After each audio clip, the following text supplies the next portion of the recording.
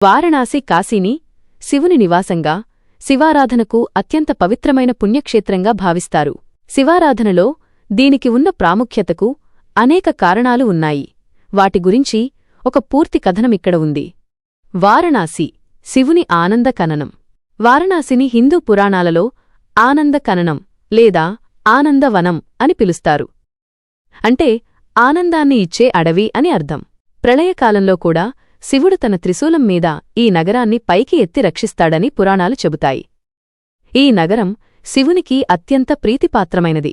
కాబట్టి శివుడిక్కడికి వచ్చి నివాసం ఏర్పరచుకున్నాడని నమ్ముతారు. మోక్షధామం.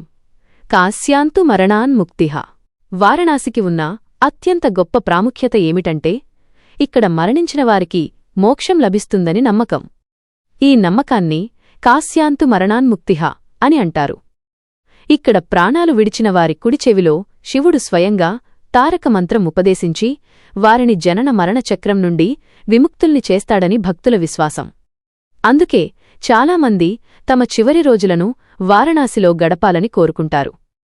12 జ్యోతిర్లింగాలలో ఒకటి వారణాసిలోని కాశీ విశ్వనాథ దేవాలయం శివుని 12 జ్యోతిర్లింగాలలో ఒకటి. జ్యోతిర్లింగం అంటే స్వయంగా శివుడు జ్యోతిరూపంలో వెలసిన ప్రదేశం. ఈ జ్యోతిర్లింగాన్ని విశ్వేశ్వరలింగం అని పిలుస్తారు. దీని అర్థం విశ్వానికి ప్రభువు అని. ఇది శివుని ఉనికికి, ఆయన శక్తికి ప్రతీకగా నిలుస్తుంది. గంగానది ప్రాముఖ్యత. వారణాసి గంగానది ఒడ్డున ఉంది. గంగను శివుడు తన జటాజూటంలో భరించాడు. అందుకే శివుని ఆరాధనలో గంగానదికి ప్రత్యేక స్థానం ఉంది. గంగానదిలో స్నానం చేయడం వల్ల పాపాలు నశించి పునర్జన్మ నుంచి విముక్తి లభిస్తుందని నమ్మకం. వారణాసిలో అనేక ఘాట్లు, గంగలో స్నానం చేసే ప్రదేశాలు ఉన్నాయి. వాటిలో మణికర్ణికా ఘాట్ మరియు హరిశ్చంద్ర ఘాట్ ముఖ్యమైనవి. ఈ ఘాట్లలో దహన సంస్కారాలు కూడా నిర్వహిస్తారు. ఇక్కడ మరణించిన వారికి మోక్షం లభిస్తుందని నమ్మకం. మణికర్ణికా ఘాట్ గురించి ఒక కథనం ప్రకారం శివుడు మరియు విష్ణువు మధ్య ఒక సంభాషణ జరిగినప్పుడు శివుని చెవిపోగు మణికర్ణిక ఇక్కడ పడిందట. అందుకే ఈ ఘాట్కు మణికర్ణికా ఘాట్ అని పేరు వచ్చింది. చారిత్రక మరియు ఆధ్యాత్మిక ప్రాముఖ్యత. వారణాసి ప్రపంచంలోనే అత్యంత పురాతన నగరాల్లో ఒకటి. వేల సంవత్సరాల చరిత్ర కలిగిన ఈ నగరం ఎన్నో విధ్వంసాలకు గురైనప్పటికీ ఆధ్యాత్మిక కేంద్రంగా తన ప్రాముఖ్యతను నిలుపుకుంది.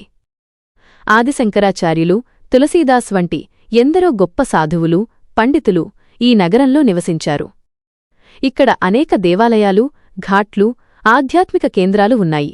ఇవన్నీ కూడా శివారాధనకు తోడ్పడతాయి. ప్రధాన శివాలయాలు. వారణాసిలో కాశీ విశ్వనాథ దేవాలయంతో పాటు అనేక ఇతర శివాలయాలు ఉన్నాయి. మహామృత్యుంజయ దేవాలయం. ఈ ఆలయాన్ని దర్శిస్తే జనన మరణ బంధాల నుంచి విముక్తి లభిస్తుందని నమ్ముతారు. కాలభైరవ దేవాలయం. కాలభైరవుడు శివుని రుద్రరూపం. వారణాసికి ఆయన క్షేత్రపాలకుడుగా భావిస్తారు. ఓంకారేశ్వర, కేదారేశ్వర దేవాలయాలు. ఈ 3 దేవాలయాలు విశ్వేశ్వరతో కలిపి కాశీ మండలానికి ఆధారంగా పరిగణించబడతాయి. ముగింపు. వారణాసి కేవలం ఒక భౌగోళిక ప్రాంతం మాత్రమే కాదు, ఇది ఒక పవిత్ర క్షేత్రం. ఇక్కడ ఉన్న ప్రతి అణువులో శివుని ఉనికి ఉందని నమ్మకం. గంగానది, పవిత్ర జలాల్లో స్నానం, కాశీ విశ్వనాథుని దర్శనం, ఇక్కడ ప్రాణాలు విడవడం, ఇవన్నీ ఒక భక్తుడికి శివుడితో ఐక్యమయ్యే మార్గాలుగా భావిస్తారు. అందుకే శివారాధనలో వారణాసికి అత్యంత విశిష్టమైన, అనిర్వచనీయమైన ప్రాముఖ్యత ఉంది.